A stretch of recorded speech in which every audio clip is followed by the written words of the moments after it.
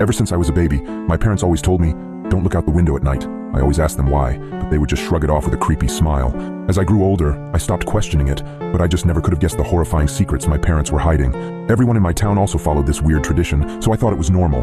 That was until I went to college and noticed that none of the other kids were like this. So during Christmas, when I went to my parents' house, I remember them telling me not to look out the window. I gave them a smile and a small chuckle before telling them I wouldn't. However, curiosity struck me the moment they left the room. As I lay in the dark, I came to a decision. I was going to look out of the window. Just as my hand came to the sheer white curtain of the guest room, I paused. My mind flashed to that one time when I was 12. My parents were talking in the kitchen. I was home with the flu and was about to make my way to the sink for some water, but I stopped at the doorway.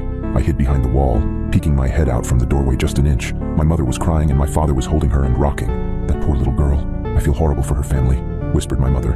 My father just nodded and continued holding her. I went back to my room after that. Several hours later, my dad came up to my room with several pieces of wood and boarded up my windows. What are you doing that for, Dad? I asked him. Oh, it's nothing. Just safety reasons, he replied. I learned at school the next day that a little girl was found dead the previous morning, the window broken and curtains torn. I snapped back to the present.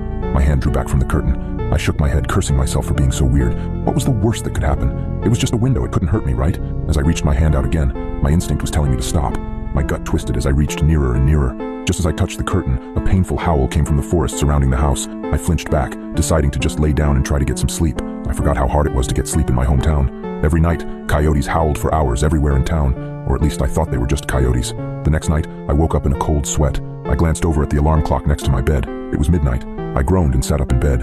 A low growling sound from outside of my bedroom window. I thought back to last night and decided that I had made up my mind about looking out. I thrusted my arm towards the curtain and pulled back hard, almost ripping it away from the rod.